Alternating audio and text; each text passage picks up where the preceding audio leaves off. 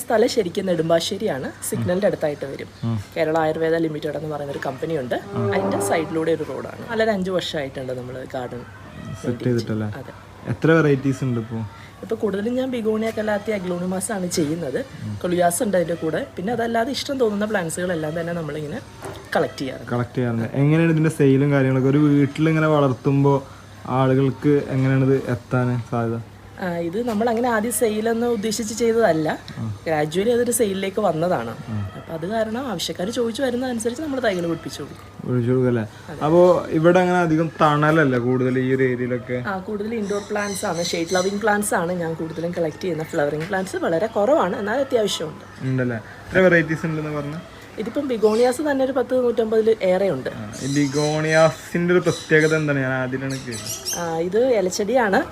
കൂടുതലും അതിന്റെ പ്രൊപ്പഗേഷനൊക്കെ വരുന്നത് ലീഫ് പ്രൊപ്പഗേഷൻ ആണ്.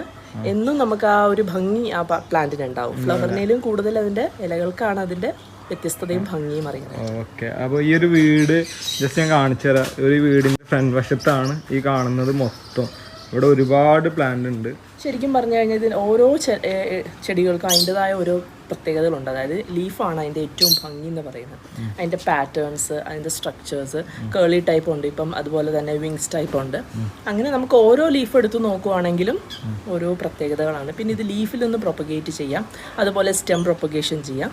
ഈസിയാണ്. കാരണം നമുക്ക് ഇപ്പോൾ ഒരു ഇല ഇപ്പം പൂക്കളാണെന്നുണ്ടെങ്കിൽ അത് പൊഴിഞ്ഞു പോകുമ്പോൾ നമുക്ക് അതിൻ്റെ ഭംഗി പോവില്ലേ. ഇതാകുമ്പോൾ എന്നും നമുക്ക് ആ ഇലകളുടെ ഭംഗികൾ നമുക്ക് കാർവിങ്സ് നമ്മൾ പറയാറുണ്ട്. അതിൻ്റെ ലീഫിൻ്റെ പ്രത്യേകതയാണ്. സ്റ്റെമ്മായിട്ടാണ് അവർ വളർന്നു കയറുന്നത്. നിറയെ പൂക്കളുണ്ടാവും. ഇപ്പം ഫ്ലവറിങ് സീസൺ ആയി എല്ലാ പ്ലാന്റ്സിലും. അതെ, ഉണ്ട്. ഇതിൻ്റെ ഓറഞ്ച് ഷെയ്ഡ് റെഡാണ്. അതിൻ്റെ ഡോട്ടുള്ളൊരു പിങ്കിഷ് കളറിന കളറ്. അങ്ങനെ ഇപ്പം എല്ലാ കെയിനും ഫ്ലവറിങ് ആയി തുടങ്ങിയിട്ടുണ്ട്. ഇത് ലീഫും വളരെ വലുതാവും. നമ്മൾ വളമിട്ട് കൊടുക്കുന്ന അനുസരിച്ച് ഭയങ്കര വലിപ്പം വെക്കുന്ന ഒരു വെറൈറ്റിയാണ്. നമ്മളിവിടെ കൊടുക്കുന്നത് ലിക്വിഡ് ഫെർട്ടിലൈസേഴ്സ് ആണ്. നട്ട് കഴിഞ്ഞാൽ കൂടുതലും കൊടുക്കുന്നത് ഗോമൂത്രം. അത് ഡൈല്യൂട്ട് ചെയ്താണ് നമ്മൾ കൂടുതലും ബിഗോണിയക്ക് കൊടുക്കുന്നത്. ഇങ്ങനത്തെ ചെടികളൊക്കെ വളർത്തുമ്പോൾ ശരിക്കും എന്തൊക്കെ കാര്യങ്ങളാണ് ശ്രദ്ധിക്കുക? നമുക്ക് ഇവർക്ക് അത്യാവശ്യം തണൽ വേണം, നല്ല വെളിച്ചം വേണം. അത് നമ്മൾ എപ്പോഴും ഒന്ന് ശ്രദ്ധിക്കുക. പിന്നെയെന്ന് വെച്ച് കഴിഞ്ഞാൽ നമ്മൾ ഇപ്പോൾ പ്ലാന്റ് നട്ട് കഴിഞ്ഞാൽ നമ്മുടെ ഒരു ശ്രദ്ധ എപ്പോഴും വേണം. കീടങ്ങൾ എന്തെങ്കിലും അറ്റാക്ക് ചെയ്യുന്നുണ്ടോ, അവരുടെ വളർച്ച, അങ്ങനെയുള്ള ഇപ്പോൾ കേടായ ലീവ്സ് കട്ട് ചെയ്ത് മാറ്റുക. പ്രോപ്പറായിട്ട് നമ്മൾ അതിന് വളവും മറ്റു കാര്യങ്ങളൊക്കെ നമ്മൾ നമ്മൾ എപ്പോഴും ശ്രദ്ധിക്കുന്നുണ്ടെങ്കിൽ വളരെ കുറവായിരിക്കും കീടങ്ങളുടെയൊക്കെ ഒരു അറ്റാക്ക്. പിന്നെ എന്താണേലും ബിഗോണിക്ക് എന്തെങ്കിലും ഒരു പ്രശ്നം ഉണ്ടെന്നുണ്ടെങ്കിൽ ഞാൻ യൂസ് ചെയ്യുന്നത് സാഫാണ്. അത് എപ്പോഴും ഒന്നും ആവശ്യം വരാറില്ല. നമ്മൾ ശ്രദ്ധിക്കുമ്പോൾ നമുക്ക് അറിയാൻ പറ്റുമല്ലോ പ്ലാന്റിന് എന്തെങ്കിലും ഒരു ബുദ്ധിമുട്ടുണ്ടെങ്കിൽ നമുക്കത് ഒന്ന് മാറ്റി വെച്ച് അവരൊന്ന് റിപ്പോർട്ട് ചെയ്തോ അല്ല ലീവ്സ് കട്ട് ചെയ്ത് കളഞ്ഞോ ഒക്കെ നമുക്ക് മെയിൻറ്റെയിൻ ചെയ്യാൻ പറ്റും. അതെ, ഇതെല്ലാം കെയിനാണ്. ഈ ടോപ്പിൽ ഇരിക്കുന്നതെല്ലാം കെയിൻ്റെ. ഇതിപ്പോൾ നമ്മൾ ഓൺലൈൻ എടുക്കും. ഞാനതെല്ലാം യാത്രയുടെ ഇടയ്ക്ക് എടുക്കും. പരിചയമുള്ള നമുക്ക് ഒത്തിരി പേര് ഇപ്പം അറിയാമല്ലോ. പരിചയമുള്ളവരുടെ കയ്യിൽ നമ്മുടെ കയ്യിൽ ഇല്ലാത്തതുണ്ടെന്നുണ്ടെങ്കിൽ നമ്മൾ എക്സ്ചേഞ്ച് ചെയ്യും. അങ്ങനെയൊക്കെ നമ്മൾ എങ്ങനെയാണ് ഈ ഒരു മേഖലയ്ക്ക് കടന്നു വന്നത്? ഇത് യാദൃശ്യമായിട്ട് ഞാനിങ്ങനെ കുറച്ച് ചെടികൾ വളർത്തി തുടങ്ങിയതാണ്. ഒരു ഇഷ്ടം കൊണ്ട് അങ്ങനെ തുടങ്ങി. ആദ്യം റീസൈക്കിൾ ഗാർഡനിങ് ആയിരുന്നു. പിന്നെ അതിൽ നിന്നാണ് പതുക്കെ ഓരോ ചെടികളോടുള്ള ഇഷ്ടങ്ങൾ ഇങ്ങനെ കൂടി വന്നപ്പം നമ്മുടെ യാത്രയുടെ ഇടയിലും അങ്ങനെ അത് ഒരു കളക്ഷനായിട്ട് മാറി. അതിപ്പോൾ ഒത്തിരി പേര് ചോദിച്ചു വരാൻ തുടങ്ങി. ഇവിടുത്തെ ഗാർഡൻ കാണാൻ തന്നെ ഒത്തിരി പേര് കയറി വരും. അതുകൂടാതെ പലർക്കും ചെയ്യണം എന്നുള്ളൊരു ഐഡിയ ഒക്കെ വന്നു തുടങ്ങി. നമ്മൾ ഫേസ്ബുക്ക് പോസ്റ്റും നമ്മുടെ ചാനൽസും ഒക്കെ കണ്ടു. അപ്പം അങ്ങനെ പലരുടെയും അഭിപ്രായം മാനിച്ച് നമ്മൾ സെയിലും സ്റ്റാർട്ട് ചെയ്തു.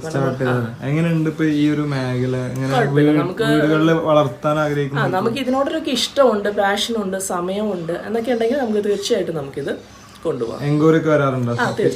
തീർച്ചയായിട്ടും ഒത്തിരി പേര് നമ്മൾ കുറേ നാളായി ചെയ്യുന്നത് കൊണ്ട് ഇപ്പം നമ്മുടെ റെഗുലർ കസ്റ്റമേഴ്സ് ഉണ്ട്, അവർക്കൊരു ട്രസ്റ്റ് ഉണ്ട്.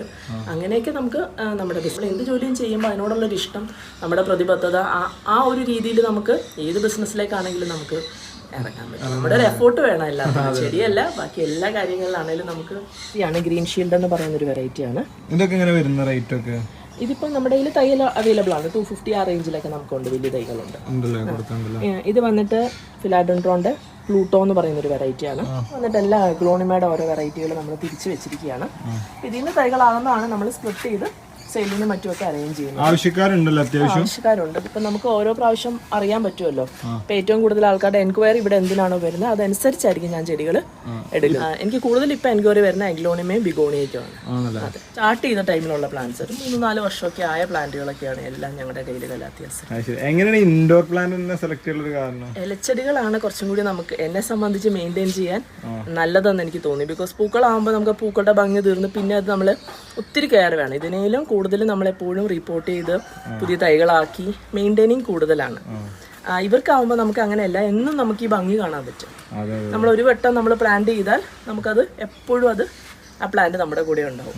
ഇരിഗേറ്റഡ് അലക്കാസിയാണ് ഇതിൻ്റെ ഒരു മദർ പ്ലാന്റ് ഞങ്ങൾക്ക് ബാക്കിലുണ്ട്. അപ്പോൾ അതിലൊരു വലിയ തൈ കിട്ടിയപ്പോൾ ഞാനതൊന്ന് പോട്ടിലാക്കിയതാണ്. ഇതിൻ്റെ തന്നെ വേറെ കുറച്ച് വെറൈറ്റീസ് ഉണ്ട് ഇവിടെ. ശരിക്കും നല്ല ഭംഗിയുണ്ട് കാണുന്നത്. വാഴലൊക്കെ ഒരു വെരിഗേറ്റഡ് ആയിട്ടല്ലേ? അതെ. ഇതൊക്കെ എങ്ങനെ തൈയൊക്കെ നല്ല റേറ്റ് ഉണ്ടോ? അത്യാവശ്യം റേറ്റ് ഉണ്ട്. അതിൻ്റെ തന്നെ വേറൊരു വകഭേദമാണ് മിക്കി മൗസ് എന്ന് പറഞ്ഞിട്ട്. റീസെൻ്റ്ലി ഞാൻ എടുത്തതാണ് പുതിയതായിട്ട്. എൻ്റെ ലീഫ് ഇവിടെ ഇങ്ങനെ ജോയിൻ്റ് ആയിട്ടിരിക്കും. എപ്പിസിയ ഹാങ്ങിങ് ആയിട്ട് നമുക്ക് ഇടാൻ പറ്റുന്നൊരു, ഇപ്പോൾ ഈ സ്റ്റാൻഡിൽ വെച്ചിട്ട് ഇവിടം വരെ നമുക്കത് ഹാങ് ചെയ്ത് കിട്ടിയിട്ടുണ്ട്. ഫ്ലവറിങ് ടൈം ആയതുകൊണ്ട് നല്ല പൂക്കളും ഉണ്ടെന്നറിയാം. ഇത് എപ്പിസിയുടെ യെല്ലോ ഫ്ലവർ ആണ്. പക്ഷേ ഇവിടെ ഒരു 3 വെറൈറ്റീസോളം ഉണ്ട്. ഇതിൻ്റെ ലീഫിൻ്റെ പ്രത്യേകതകളുണ്ടോ? ഇത് യെല്ലോ ഫ്ലവർ ആണ് ഇതിലുണ്ടാവുന്നത്. അതേപോലെ തന്നെ യെല്ലോ ഫ്ലവർ ഉണ്ടാകുന്ന വേറൊരു വെറൈറ്റി ആണിത്. ലീഫിൻ്റെ ഡിഫറൻസ് മാത്രമേ ഉള്ളൂ, ഫ്ലവറൊക്കെ സെയിം തന്നെയാണ്. ഇത് ആക്ച്വലി നമ്മൾ പുതിയ കളക്ട് ചെയ്യുന്ന ബിഗോണിയാസ് നമ്മളിവിടെയാണ് സെറ്റ് ചെയ്തിരിക്കുന്നത്. അത്യാവശ്യം ഒന്ന് ഫ്രഷപ്പായി വരുന്നതേ ഉള്ളൂ. പുതിയ വെറൈറ്റീസ് എല്ലാം തന്നെ ഈ സെക്ഷനിലാണ്. ഇതാണ് ഇപ്പോൾ മാർക്കറ്റിൽ പുതിയത് വന്നിട്ടുള്ള വെറൈറ്റീസ് അല്ലേ? അതെ. ഇത് ഏതൊക്കെയാണ് ഉള്ളത്? കുറച്ച് കാണിച്ചു കൊടുക്കാം. പിന്നെ അതുപോലെ തന്നെ നമ്മുടെ സെയിലിനുള്ള പ്രൊപ്പഗേഷൻ ഇവിടെ തന്നെയാണ് ചെയ്യുന്നത്. പുതിയത് കളക്ട് ചെയ്യുന്നതോടൊപ്പം തന്നെ സെയിലിനുള്ള വെറൈറ്റികൾ നമ്മൾ സെറ്റ് ചെയ്ത് വെച്ചിരിക്കുന്നത് ഇവിടെയാണ്. ഈ വീടുകളിലൊക്കെ ഇങ്ങനെ ചെയ്യാനാകും. പലരും പല ഇഷ്ടങ്ങളുള്ളവരായിരിക്കും. ചിലർക്ക് പൂക്കളോടായിരിക്കും ഇഷ്ടം, ചിലർക്ക് ഇലച്ചെടികളോടായിരിക്കും. അപ്പോൾ അത് മനസ്സിലാക്കിയിട്ട് അവർക്ക് ഏതാണോ ഇഷ്ടം അത് ആദ്യം തിരഞ്ഞെടുക്കുക. പിന്നെ കൂടുതലും എന്ന് വെച്ച് കഴിഞ്ഞാൽ നമുക്ക് കൈകാര്യം ചെയ്യാൻ പറ്റുന്ന നമ്മുടെ വീടിൻ്റെ അന്തരീക്ഷം, അതായത് വെയിലുള്ള സ്ഥലത്ത് വെയിലത്ത് വെക്കുന്ന ചെടികളായിരിക്കും നല്ലത്. ഇപ്പോൾ ഷെയ്ഡി പ്ലേസ് ഉള്ള ഒരു ഏരിയ ആണെങ്കിൽ അവർക്ക് കുറച്ച് ഷെയ്ഡ് ലവിങ് പ്ലാന്റ്സ് ആയിരിക്കും അവർക്ക് വളർത്താൻ കൺവീനിയൻറ്റ്. അപ്പോൾ അങ്ങനെയൊക്കെ നോക്കി ചെയ്താൽ മതി. എന്നാലും നമ്മൾ നോർമലി സെലക്ട് ചെയ്യാൻ പറ്റിയ ഈ ഒരു കാര്യങ്ങൾ ശ്രദ്ധിച്ചിട്ടുള്ള എനിക്ക് ഇലച്ചെടികളോടാണ് സജഷൻസ് കൂടുതലും. കാരണം നമുക്ക് മെയിൻ്റെനിങ് വളരെ കുറവാണ്. ലെസ് മെയിൻ്റെനിങ്ങിൽ നമുക്ക് ആ പ്ലാന്റിൻ്റെ കംപ്ലീറ്റ് ഭംഗി നമുക്ക് കിട്ടും അല്ലേ. പൂക്കളാകുമ്പോഴത്തേക്ക് നമുക്ക് കുറച്ചും കൂടി നമ്മുടെ ശ്രദ്ധ കൂടുതലായിട്ടും വേണം. ഇതൊക്കെ അത്യാവശ്യം നല്ല ഭംഗിയുള്ളൊരു വെറൈറ്റിയാണ്. ഇത് പടരുന്ന ടൈപ്പാണ്, സ്ട്രോബെറി ബിഗോണിയ. പിന്നെ ഇത് കേളി ടൈപ്പാണ്. അത്യാവശ്യം നല്ല ഡിമാൻഡും റേറ്റും ഉള്ളൊരു വെറൈറ്റിയാണ്. ഇത് നമ്മുടെ ക്യാബേജാണ്. അത് കേളിയുടെ വേറൊരു വെറൈറ്റിയാണ്. അതൊക്കെ നോർമൽ നമ്മുടെ ബിഗോണിയാസ് ആണ്. ഇതും പെയിന്റ് വീണ ഒരു അപ്പിയറൻസ് ആണ് ഈ വെറൈറ്റിക്ക്. പിന്നെ ഇതൊരു നല്ല ബിഗോണിയാണ്. ഇതും റീസെൻ്റ്ലി എൻ്റെ കയ്യിൽ കിട്ടിയതാണ്. അതുപോലെ ഇത് വെറൈറ്റി. പിന്നെ ഇതും ഇതിൻ്റെ ഫ്ലവറും നല്ല ഭംഗിയാക്കാണ്. പിന്നെ ഇത് നൈല് ബിഗോണിയുടെ പുതിയതാണ്. ആ വെറൈറ്റി അത്യാവശ്യം പുതിയൊരു വെറൈറ്റിയാണ്. ഇതൊക്കെ എപ്പോഴാണ് സെയിലിന്? ഇതൊക്കെ ഒരു 1 month 2 months എടുക്കും അത്യാവശ്യം സെയിലിന്. ഇതും നല്ല ഭംഗിയാണ്, പിങ്ക് കയറി വരുന്നൊരു വെറൈറ്റിയാണ്. ഇത് കേളിയാണ്. ഈ വെറൈറ്റി നല്ല ഭംഗിയുള്ളത്. ഇതിൻ്റെ ലീഡ്സ് ഒക്കെ വലുതായാലാണ് അതിൻ്റെ എക്സാക്ട് ഭംഗി നമുക്ക് അറിയാൻ പറ്റുക. അപ്പോൾ നമ്മൾ ഈ ഒരു വീഡിയോ ഇവിടെ വൈൻഡപ്പ് ചെയ്യുന്നു. അടുത്ത നല്ലൊരു വീഡിയോ ആയിട്ട് വീണ്ടും കാണാം. അതുവരെ ടാറ്റാ ബൈ, സീ യു.